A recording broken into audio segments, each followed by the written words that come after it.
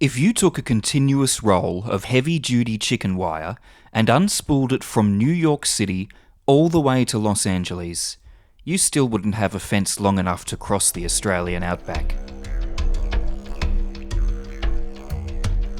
This is the Dingo Fence. It stretches a mind-boggling 5,600 kilometres, or nearly 3,500 miles, across 3 state borders. It is officially one of the longest continuous man-made structures on planet Earth. And why does a nation build a multi-million-dollar barrier across uninhabitable desert sand dunes? Well, to stop a single species of wild dog from eating multi-billion-dollar livestock. But as it turns out, keeping 5,000 kilometres of wire standing in the middle of nowhere isn't just an engineering challenge, it's an all-out, never-ending war against physics, feral animals, and biological chaos. To understand why this fence exists, we have to rewind to the 1880s, when Australia was facing a crisis of biblical proportions: rabbits.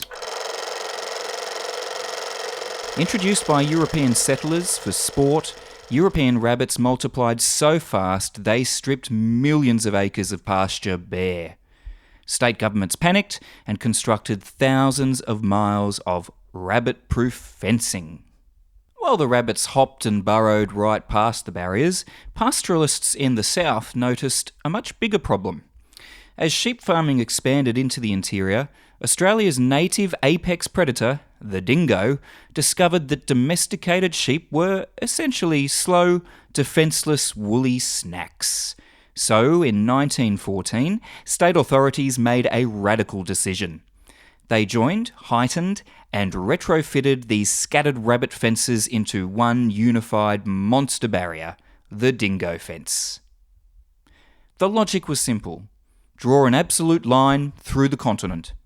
North and west of the fence is dingo country, populated mostly by beef cattle, who are large enough to defend themselves against wild dogs. South and east of the fence is the protected zone, millions of hectares reserved exclusively for delicate, high-value sheep. On paper, drawing a boundary on a map is easy.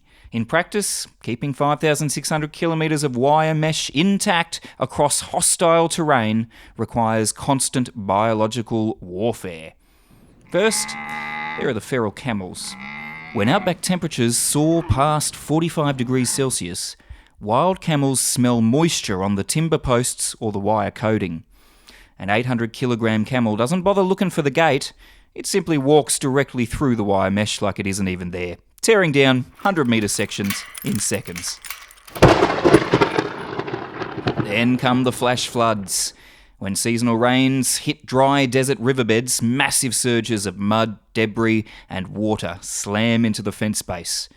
The debris creates a solid wall against the mesh, turning the fence into a dam until the sheer weight of the water snaps steel posts like toothpicks. To combat animals digging under or jumping over, large sections of the modern fence are electrified using localised solar grids. But even technology gets sabotaged by nature. Wedge-tailed eagles drop prey onto the wires, short-circuiting the system. Wild boars excavate trenches beneath the footings, and massive red kangaroos regularly misjudge their jumps, crashing at full speed into the high-tensile wire. Maintaining this boundary falls onto a legendary group of workers known as boundary riders. Teams of riders are assigned specific 1 to 200 kilometre sectors, and every single day they drive the perimeter in four-wheel drives or on quad bikes, clearing fallen timber, shooting feral pests, patching wire gaps, and resetting the solar energizers. If a single hole goes unnoticed for 48 hours, dingoes slip through, and a single dingo pack can slaughter dozens of sheep in a single night. But here is where the story takes a bizarre ecological turn. By successfully removing the dingo from the southern region, humans created an unintended ecological nightmare. Without dingoes to hunt them, populations of red kangaroos and emus exploded south of the fence. Millions of kangaroos now compete directly with sheep for water and pasture, eating grass down to the roots and driving soil erosion. Ecologists studying satellite photos discovered a stark line visible from space. The land outside the fence, where dingoes roam freely, actually has healthier native vegetation and lower kangaroo numbers. The land inside the protected zone is severely overgrazed by the very native species that dingo used to keep in check. So where does that leave the world's longest fence today? State governments and local landholders spend millions of dollars every single year replacing the posts with galvanised steel, installing real-time satellite sensors, rebuilding flood-damaged sectors. It's a perpetual motion machine of human stubbornness. We built a wall to fix a problem caused by rabbits, converted it to stop dingoes, accidentally caused an explosion of kangaroos, and now spend millions fighting off feral camels and flash floods just to keep the status quo. It's expensive, it's ecologically complicated, and it requires constant maintenance. But as long as sheep farming remains a multi-billion-dollar industry, Australia will keep driving thousands of miles through the desert to twist chicken wire together. If you enjoyed finding out how a 5,000 kilometre fence holds an entire continent's ecosystem together, hit that subscribe button, drop a comment on what bizarre anomaly we should cover next, and I'll catch you in the next video. Thanks for watching.